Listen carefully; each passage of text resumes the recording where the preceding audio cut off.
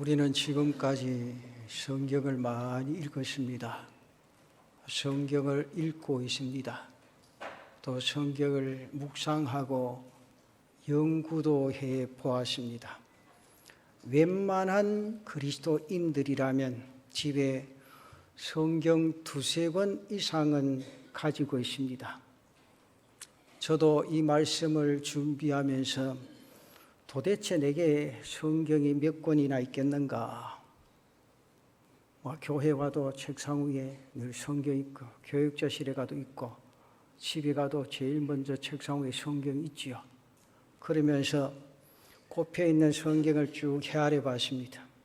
영어 성경도 있고, 또 원어 성경도 있고, 제가 얼핏 봐서 14권, 정확하게 14권까지는 헤아려 봤는데, 그 옆에 또 조그마한 성경들이 있어서 놓아두고라도 그렇게 많은 성경을 가지고 있습니다. 그러면서 제 스스로 생각해 봤어요. 어떤 나라는 성경이 없어서 지하교회에서 노트에 받아 적은 성경을 읽고 묵상을 하면서, 그리고 그 은혜에 감격을, 눈물을 흘리는데, 오늘 우리는 잘 만들어진 성경을 너무 쉽게 접할 수 있는 그런 환경 속에 살고 있다. 그렇게 한번 생각을 해봤습니다. 오늘 이 성경이 여러분들에게 어떠한 의미가 있습니까? 이 하나님의 말씀이 오늘 나에게 어떠한 능력이 되고 있습니까? 저는 한 주간 성경에 대해서 한번 묵상하면서 하나님의 말씀이 단순하게 기록되어진 그런 책이 아니라는 사실을 다시 한번 깨달아 봤습니다. 성경은 분명히 책입니다. 이 책 아니라고 생각하는 사람 아무도 없습니다. 그러면서 하나님의 말씀입니다. 이 책이 성령을 통하여 우리 인격 속에 말씀하실 때, 그리고 내가 그 말씀에 붙들릴 때 생명의 말씀이 되어지고, 능력의 말씀이 되어지고, 영원한 말씀이 되는다. 오늘 본문의 말씀은 하나님의 말씀인 성경이 나에게, 오늘 우리에게 어떠한 의미인가, 그리고 어떠한 능력이 되는가를 가르쳐 줍니다. 오늘 이 말씀이 여러분 가슴 속에 스며들어 땅 위의 인생의 삶이 말씀 안에 진행되어지는 귀한 은혜가 있기를 바랍니다. 그 첫째로, 하나님의 말씀은 사람으로 거듭나게 한다. 거듭나게 한다. 23절 말씀에 보면, 너희가 거듭난 것은 썩어질 씨로 된 것이 아니요 썩지 아니할 씨로 된 것이니 살아있고 항상 있는 하나님의 말씀으로 되었느니라. 오늘 우리의 거듭남이 누구에 의해서 되어진 건가? 가정교육의 영향입니까?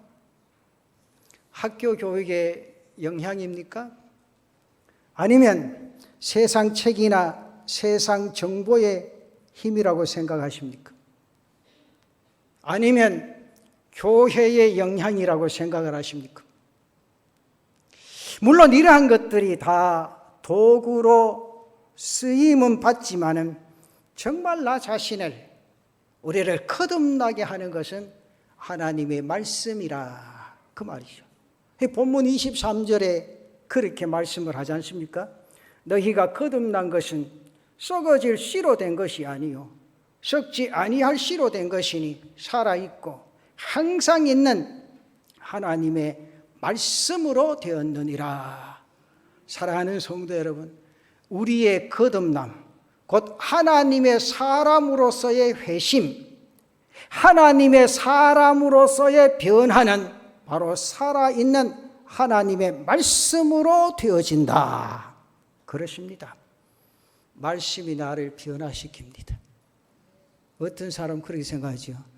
교회 가면 목사가 사람을 변화시키는 착각을 하고 있어요. 또 중직자들 통해서 자신이 변화될 거라 생각을 해요. 또 찬양을 통해서 자신이 변화되어질 거라 절대 아니에요. 나 자신의 변화와 거듭남은 하나님의 말씀이라. 하나님의 말씀이 내 가슴 속에 살아 역사할 때 우리의 땅 위의 인생의 삶이 하나님의 뜻을 쫓아 살아가게 되어진다. 말씀이 나를 변화시킵니다. 그리고 지금도 우리를 변화시킵니다. 히브리서 4장 12절 말씀에 그렇게 말하지요. 하나님의 말씀은 살아있고 활력이 있어서 좌우의 날선 어떤 검보다도 예리하여 혼과 영과 및 관절과 골수를 찔러 쪼개기까지 하며 또 마음의 생각과 뜻을 판단하나니, 그 말씀이 우리의 삶 속에 깊이 들어와 내적으로 역사하십니다. 그래서 우리의 영과 혼과 관절과 골수를 찔러 쪼개기까지 하며 우리의 마음의 생각과 뜻을 판단하신다.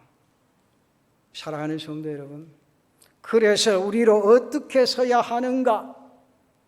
그래서 우리가 이 땅 위의 인생의 삶을 어떻게 살아가야 하는가 알게 하십니다. 세상이 우리를 구원하고 우리를 변화시키지를 못합니다. 세상에 들어가면 들어갈수록 갈등과 고통과 아픔이 커질 것밖에 없습니다. 이것을 구체적으로 체험한 분들은 이 시간 공감하실 겁니다.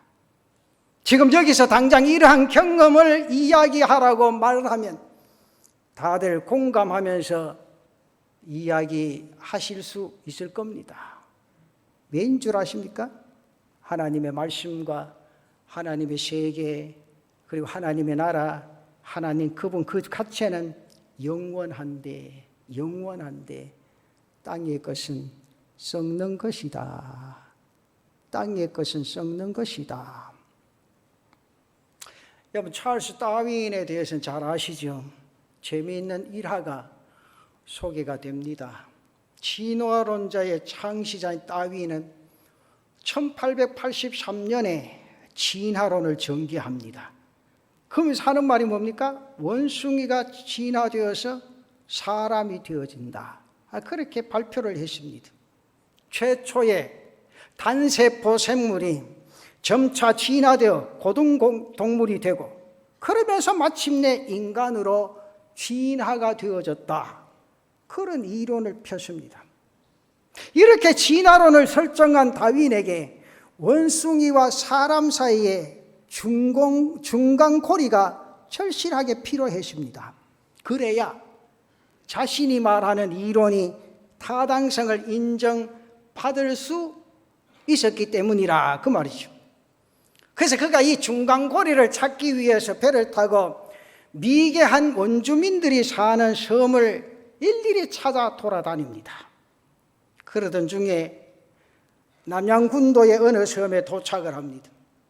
그런데 그곳에 있는 물체들을 보니까 분명 사람같이 생겼는데 가만히 보니까 원숭이처럼 생활하는 그런 집단을 만나게 됩니다. 그들은 아무것도 걸치지 않고 벌거벗고 살았습니다. 그러면서 닥치는 대로 무엇이든지 먹고 살았습니다. 도저히 생각해보니 사람이라고 생각할 수 없고 사람이라고 느껴지지도 아니하고 사람으로 볼 수가 없습니다. 다윈은 사람이 원숭이의 중간고리를 되겠다, 저 사람들이 그렇게 생각을 했습니다. 그리고 약 30년 뒤에 일부러 그 섬에 다윈이 찾아갑니다. 다윈이 찾아가서 깜짝 놀랍니다. 왜 그런가 하면 도무지 그전에 생각하지도 못하는 일들이 벌어집니다. 마을에 아름다운 교회당이 세워져 있고 그러면서 깨끗하게 옷을 차려입고 손에 성경을 들고 교회당에 나가 예배를 드리고 그들은 그전에 그 미개한 원주민이라고는 저무지 생각이 안 됐어요. 쉽게 말하면 문명인이 되어졌다. 아니 나아가 하나님의 사람이 되어 있었습니다. 그것은 존 페이턴이라는 선교사가 그곳에 들어가서 복음을 전하며 그런 역사를 일으켰습니다. 이를 가만히 보고 돌아간 다윗은 런던 선교협회에 자기가 가지고 있던 재산 가운데 거금을 헌납을 합니다. 여러분, 이것이 하나님의 말씀의 능력입니다. 이 말씀이 나를 거듭나게 합니다. 이 말씀이 나를 변화시킵니다. 세상의 어떠한 것으로 나를 변화시키지 못하면 하나님의 말씀이 내 가슴 속에 다가질 때 내 자신의 인생의 삶을 변화시키시고 하나님의 뜻을 쫓아 땅 위의 인생의 삶을 살아갈 수 있는 그런 은혜를 주신다. 이 말씀이 여러분의 삶 속에 날마다 살아 역사하는 귀한 은혜가 있기를 바랍니다. 그래요. 두 번째는 말씀이 우리로 하여금 하나님의 뜻을 발견하고 하나님의 뜻을 알게 한다는 사실이지. 여러분은 여러분을 향한 하나님의 뜻을 어떻게 분별하신다고 생각을 하십니까? 하나님의 뜻이나 하나님의 계획을 가장 분명히 알 수 있는 길은 바로 말씀이라. 말씀을 통해서 알 수가 있다. 성경에 보면 다니엘은 바벨론의 느부갓네살이 예루살렘을 침공해서 남유다가 망할 때 바벨론의 포로로 끌려온 그런 귀족 중에 한 사람입니다. 그때 다니엘은 성경에 보면 소년이었다. 그렇게 기록되죠. 그 다니엘이 하나님을 경외하면서 장차 바벨론과 페르시아의 그 인자의 자리에까지 이르게 되어집니다. 그러나 그의 마음속에 항상 하나님이 떠나지 않으십니다. 또한 고국에 대한 그리움도 떠나지 않으십니다. 다니엘서 6장 10절에 보면 그런 말씀이 있죠. 다니엘이 조서의 왕의 도장이 찍힌 것을 알고도 자기 집에 돌아가서는 윗방에 올라가 예루살렘으로 향한 창문을 열고 전에 하던 대로 하루 3번씩 무릎을 꿇고 기도하며 그의 하나님께 감사하였더라. 이 말씀은 그가 매일 하루 3차례씩 예루살렘을 향하여 무릎 꿇고 기도하며 하나님 앞에 감사했다. 그 사실을 가르쳐 줍니다. 그러한 다니엘에게 궁금한 것이 하나 있었습니다. 이 망한 유다가 언제쯤 다시 회복하가 옛 영광을 되찾을 수 있을 것인가? 그는 지금 비록 이국 땅에서 출세를 해서 높은 자리에 올라 있습니다. 이 높은 자리에 올라 있지만은 고국의 회복에 대한 기대는 저버릴 수가 없었습니다. 왜 하나님 우리를 망하게 하셨는가? 왜 하나님 우리를 이런 고통 중에 두셨는가? 왜 우리가 아직도 이 땅에서 고난을 당해야 되는가? 그리고 이 고난이 언제까지 이겠는가? 이러한 여러 가지 의문점을 가지고 어느 하루는 하나님의 말씀을 접하고 하나님의 말씀을 읽기 시작합니다. 말씀을 읽다가 다니엘은 그 말씀 속에 있는 하나님의 계획하심, 하나님의 뜻을 발견하고 깨닫게 되어집니다. 그 말씀이 다니엘서 9장 2절에 나타난 말씀입니다. 곧 그 통치 원년에 나 다니엘이 책을 통해 여호와께서 말씀으로 선지자 예레미야에게 알려주신 그 연수를 깨달았나니 곧 예루살렘의 황폐함이 70년 만에 그치리라 하신 것이니라. 다니엘이 이 예레미야서를 읽다가 그 의미를 발견하고 그 의미를 깨닫게 되어졌다. 그것은 예루살렘의 황폐함이 70년 만에 끝나리라. 그리고는 다니엘이 그 연수를 가만히 계산해 봅니다. 그랬더니 그 해는 다리오 왕이 통치하기 시작한 그 다음 해가 되었습니다. 그러니까 이제 1년만 지나면 하나님이 약속하신 해방의 해가 되어진다. 그 말입니다. 다니엘이 이 사실을 발견하고 이것을 깨닫게 된 겁니다. 왜 하나님께서 이 민족에게 고난을 주셨는가? 그리고 어지럽고 복잡한 세상의 역사 속에 하나님의 구원이 있고 하나님의 섭리와 다스림이 있고 우리는 그 안에 있다는 사실을 말합니다. 이것을 깨닫는 순간 다니엘은 하나님 앞에 기도하기 시작합니다. 그리고 하나님의 뜻을 분별하면서 하나님만을 바라볼 수 있는 그런 사실을 이렇게 하나님의 말씀이 우리를 향한 하나님의 뜻을 가르쳐 주시고 우리의 갈 길을 밝혀주신다. 사랑하는 성도 여러분, 하나님의 말씀을 통하여 여러분의 인생의 삶을 발견할 수 있는 귀한 은혜가 있기를 바랍니다. 지금 나 자신이 해결할 수 없는 고통 속에 있습니까? 아무리 생각해봐도 앞길이 보이지 않는 답답함을 느낄 때가 있습니까? 말씀 속에 해답이 있다는 사실을 인지하고 말씀 안에 그 해답을 찾고 하나님의 뜻을 이루어갈 수 있는 귀한 은혜가 있기를 바랍니다. 그러면서 세 번째는 하나님의 말씀이 인생의 길을 인도한다는 겁니다. 시편 119편 105절 말씀에 그렇게 말합니다.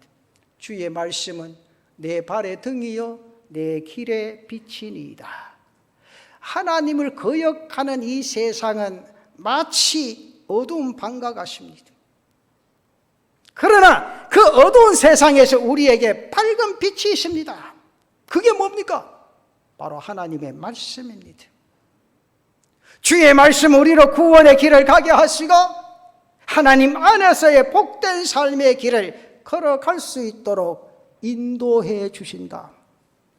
디모데후서 3장 16절 17절 말씀에 보면 모든 성경은 하나님의 감동으로 된 것이라 교훈과 책망과 바르게 함과 의로 교육하기에 유익하니 이는 하나님의 사람으로 온전하게 하며 모든 선한 일을 행할 능력을 갖추게 하려 함이라. 사랑하는 성도 여러분, 하나님의 말씀은 내가 살아있는 동안 교훈과 책망과 바르게 함과 의로 교육해 준다. 이런 말씀이 내 마음속에 날마다 요동을 치니 우리가 어찌 패망의 길로 나아가겠는가. 주의 말씀은 내 인생길을 생명과 축복의 길로 인도해 주시고 바르게 이끌어 주신다. 그런 거를 여러분의 삶 속에 말씀이 폿대가 되어서 그 말씀 부여잡고 하나님의 뜻을 이루어가며 빛과 소금의 사명을 아름답게 감당할 수 있는 귀한 은혜가 있기를 바랍니다. 세상에 무슨 지식을 통해서 얻어지는 것이 아니라 하나님의 그 말씀이 내 자신의 인생의 삶의 길을 바로 인도해 주시고 하나님의 뜻을 이루어갈 수 있도록 역사해 주신다. 그러면서 네 번째 마지막 결론이 뭡니까? 말씀은 형통한 자의 삶을 살아가게 한다. 여러분의 삶 속에 가장 귀한 축복이 뭡니까? 형통의 복이라. 형통하게 사시기를 원하십니까?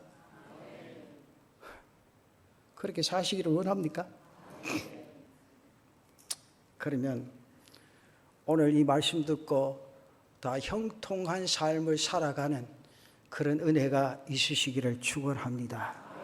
하나님의 말씀이 내 인생의 삶을 형통하게 살아가게 한다. 여호수아 1장 8절 한번 보십시다. 이 율법책을 내 입에서 떠나지 말게 하며 주야로 그것을 묵상하며 그 안에 기록된 대로 다 지켜 행하라. 중요하죠? 그 다음 여러분들 원하는 게 나옵니다. 그리하면 내 길이 평탄하게 될 것이며 네가 형통하리라. 믿으시면 아멘 하시길 바랍니다. 이 말씀 가운데 다시 한번 눈여겨보십시오. 그리하면 어떻게 하면? 하나님의 말씀을 입에서 떠나지 말게 하고 주야로 그것을 묵상하라. 그 안에 기록된 대로 지켜라. 그리하면 내 길이 평탄하게 될 것이요 네가 형통하리라. 형통하리라.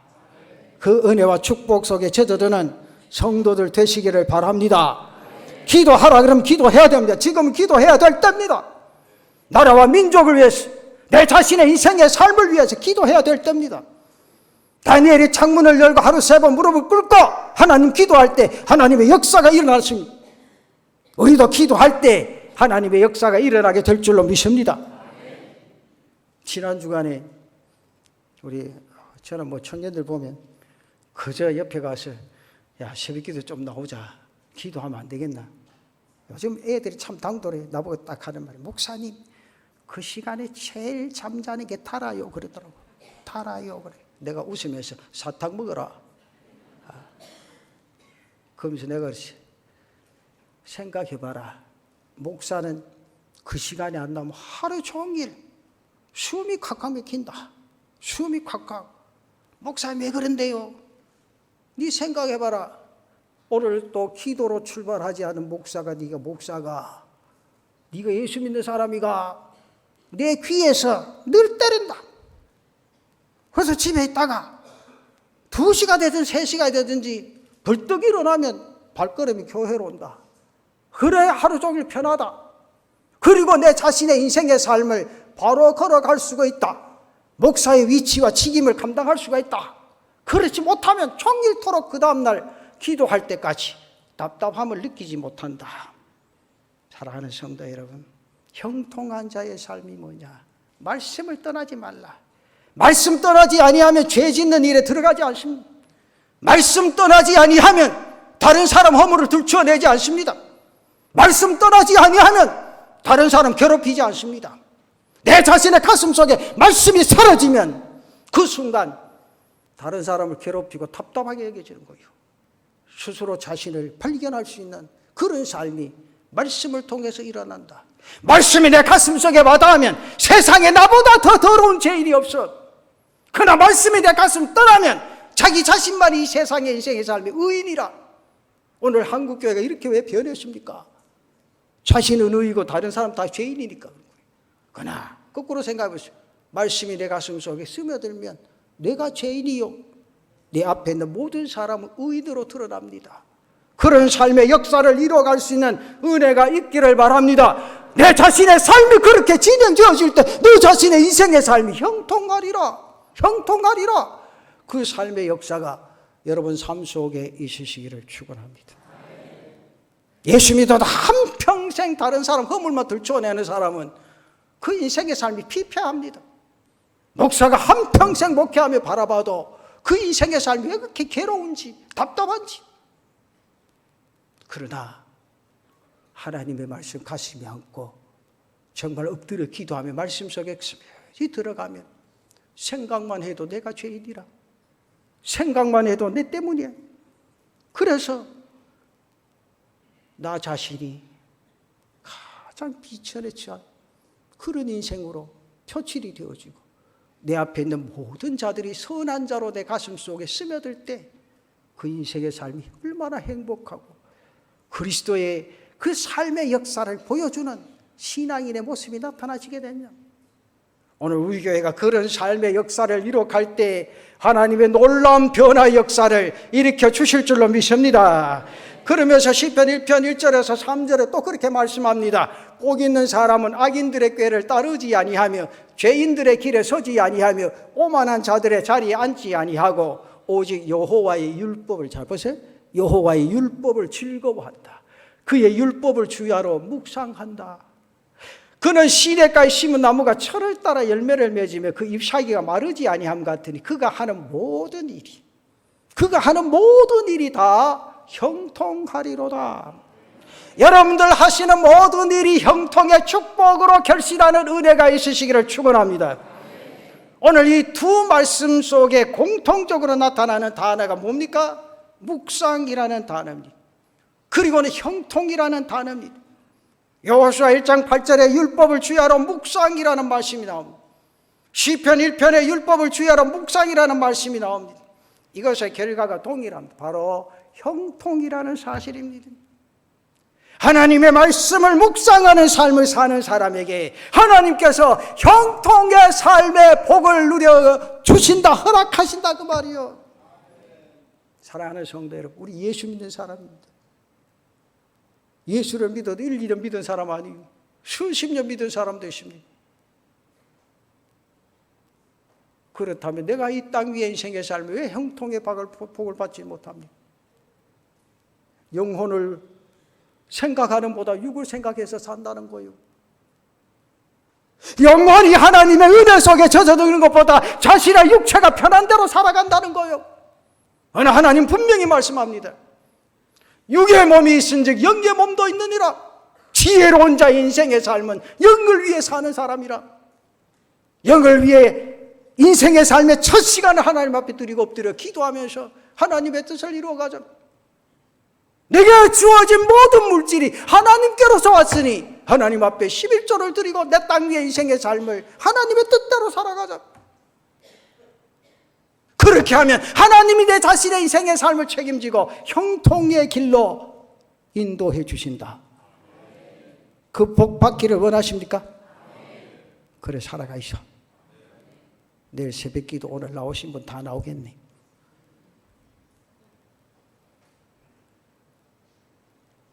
여러분, 내가 형통이라고 하나님 앞 기도하지만은 내 자신의 인생의 삶이 그렇게 진행되어지지 아니하면 절대로 안 됩니다. 하나님의 말씀은요, 변함없는 말씀이에요. 하나도 어김이 없는 말씀이에요. 정말 진실한 말씀이에요. 그렇게 받아지고 느껴진다면, 형통한 삶의 축복의 역사를 일으켜 가기를 원하신다면 여러분의 삶 속에 말씀이 떠나지 않는 은혜가 있으시기를 바랍니다. 그 말씀에 순종하며 하나님의 뜻을 이뤄갈 수 있는 성도들 되시기를 축원합니다. 형통한 삶과 형통한 축복, 그것이 하나님의 말씀 안에 있을 때, 하나님의 말씀을 묵상할 때, 말씀 안에 있을 때 두려움을 이깁니다. 말씀 안에 있을 때 하나님의 인도하심을 받게 되어집니다. 한번 생각해 보세요. 하나님께서 여호수아에게 율법을 주야로 묵상하면 형통케 한다. 여호수아 1장 9절에 다시 한번 보십시오. 여호수아 1장 9절, 내가 네게 명령한 것이 아니냐? 강하고 담대하라. 두려워하지 말며 놀라지 말라. 네가 어디로 가든지 내 하나님 여호와가 너와 함께 하느니라 하시니라. 여러분, 이 말씀이 앞에 8절에 아까 이야기했죠? 여호와의 말씀을 가슴폭에 담고 율법을 떠나지 아니하면 형통의 축복을 받는다. 그러면서 두려움이 없는 땅 위의 인생의 삶을 산다. 왜? 하나님이 너와 함께한다. 하나님 함께하는 사람 죄 짓습니까? 하나님 함께하는 사람 거짓말 합니까? 아니죠. 그러니까 세상을 담대하게 살아갈 수 있다. 누구 말 따라 기죽지 아니하고 자신의 인생의 삶을 살아갈 수 있다. 내가 예수 안에 믿음을 가지면 그런 삶을 살아갈 수 있는 은혜가 있어야 된다고 말이에요. 오늘 여러분의 인생의 삶이 여호수아처럼 강하고 담대하게 이 땅 위의 인생의 삶을 살아갈 수 있는 귀한 은혜가 있기를 바랍니다. 말씀을 통해 하나님께서 함께 하십니다. 말씀을 통해 하나님이 나에게 지혜를 주십니다. 말씀의 능력이 있습니다. 그 말씀을 통해 우리는 하나님의 뜻하심과 하나님의 계획을 분별합니다. 그러기에 이 세상이 어떠하든 두려워하지 않고 강하고 담대하게 나아갈 수 있다. 그래서 그 사람이 복된 사람이다. 제가 책을 읽으면서 한 재미있는 대목을 읽어봤습니다. 한 여인이 친구로부터 책을 한 권 선물을 받습니다. 선물 받으면 집에 가면 그렇죠? 제일 먼저 뜯어보고 그 책에 목차를 쭉 읽어보고 책을 쭉 읽어 나가는데 3페이지, 4페이지 가는데 치여봐서 못 읽겠어요. 야, 뭐 이 무미건조한 이런 책을 써가지고 이게 팔리겠나? 그래 생각하고 딱 집어들고 구석에 처박아 놓으십니다. 며칠 후에 이 여인이 어떤 모임에 갑니다. 그녀가 우드라고 하는 아주 멋지고 잘생긴 매력적인 청년을 만납니다. 그런데 이 청년과 함께 이런저런 이야기를 하다가 이 자매가 그런 이야기를 합니다. 내가 며칠 전에 친구로부터 책을 하나 받았는데 그 책 저자가 우드라는 사람인데 당신하고 이름이 똑같소. 그리고 멋있는 청년이 하는 말이 예, 그 책 저자가 냅니다. 하여튼 이 여인이 눈이 번쩍 뜨이시면 그러십니까? 아무 말도 못하고 집에 들어와서 제일 먼저 그 책을 끄집어내고 그날 밤에 몇 분 읽었다는 거 아니에요? 아무 감각이 없어요? 내가 무슨 말 하는지도 모르겠습니까? 왜 그렇게 그 책이 무무히 건조했는데 한순간에 그 책을 다 읽을 수가 있겠습니까? 그 저자가 자기 눈에 너무 멋져 보였어요. 매력적으로 다가왔어요. 자기도 모르게 사모하는 감정을 느꼈어요. 그 책을 읽었어요. 그러면서 이 자매가 그 남자를 사모하며 따라가는 가운데 결혼했다는 거 아닌가요? 책은요, 재미가 있어야 됩니다. 제가 이 말이요, 그냥 예화로 들어서 제가 책을 읽고 여러분들 설명드리지만요, 한 사람이 사랑에 빠지면 순식간에 그 책을 지은 사람도 얼굴 안 봐도 좋아지는 거예요. 여러분, 제가 부탁할게요. 말씀에 사랑에 한번 빠져보시죠. 말씀을 한번 사랑해 보시죠. 말씀을 사랑하면요, 성경에 뭐 이렇게 뭐와 같이 달다? 꿀과 송이꿀처럼 달다 그러죠. 꿀과 송이꿀처럼 달다. 말씀이 달아집니까? 아무 감각이 없습니까? 목사가 신방하면 여러 가지 반응들이 많습니다. 후닥닥 걸으면서 치우는 사람도 있고, 어떤 사람 찬송 성경 가져올 때까지 목사가 앉아 있으면 찬송 성경이 어디 있는지도 모르고 그거 찾는다고 난리가 나고, 그래서 딱 찾아보니 위에 문제가 싹 껴 있으니까 방 닦던 걸레가지고 그냥 성경을 닦고, 제가 그 보면요, 예배 안 드리고 가쁘만 싶은데 그래도 또 시험 들고 말이지. 목사가 여태 목회해보면 참 재미있는데, 생각해보면 목회해보면요, 가만히 있으면 목사가 그래가 대립한다. 지는 그보다 10배 더 하면서. 아이고야, 참말로요, 정말로요. 생각해보시죠. 기도 안 해도요, 얼마나 뻔뻔하게 목사인지 간지 몰라. 성경을 안 읽어도 그렇게 자기가 성경을 잘 알아. 목사님 그 성경적으로 말하면 말씀듣게 간다. 목사가 맞으니 말하지. 근데 이 말씀 잘 생각합시다. 저는요, 우리 교회 성도들이 말씀에 사랑을 느낄 수 있는 그런 은혜가 있기를 바랍니다. 예수님께서 말씀하십니다. 요한복음 14장 21절 말씀에 나의 계명을 지키는 자라야, 잘 보세요. 나의 계명을 지키는 자라야 나를 사랑하는 자니, 나를 사랑하는 자는 내 아버지께 사랑을 받을 것이요 나도 그를 사랑하여 그에게 나를 나타내리라. 하나님을 사랑하는 사람이 그 말씀을 좋아하게 되고, 그 말씀을 듣게 되고, 그 말씀을 마음에 새기게 된다. 그러면서 따르고 지키게 되어진다. 그때 바로 말씀이 말씀으로 내 가슴 속에 연그러지게 되어진다. 그분을 사랑하고 그 안에서 말씀에 순종하게 되어진다. 사랑하는 성도 여러분, 하나님 말씀을 통하여 우리가 하나님 안에서 어떠한 결정과 선택을 해야 할지, 어떠한 일을 하며 가야 할지 그 뜻을 가르쳐 주십니다. 또한 그 후에 우리의 인생의 길에 빛을 비춰주십니다. 때로는 교훈하시고 때로는 가르쳐 주시고 그렇게 하신다. 그런 거로 우리는 하나님을 사랑할 수밖에 없습니다. 그분 사랑하면서 형통의 은혜와 축복 속에 젖어드는 우리 성도들이 되시기를 바랍니다. 그래서 말씀을 좋아하고 말씀 앞에 겸손하게 순종하고 살아가려는 할 때 하나님의 말씀이 내 자신의 가슴 속에 말씀이 되어진다. 말씀이 될 때 우리는 더 능력 있는 삶, 더 복된 인생의 삶을 살아갈 수가 있다. 사랑하는 성도 여러분, 말씀이 말씀으로 여러분 가슴속에 와닿고 심겨지는 귀한 은혜가 있기를 바랍니다. 그래서 모두가 다 형통의 축복 속에 땅 위의 삶을 행복하게 달려가는 제단의 성도들 되시기를 축원합니다.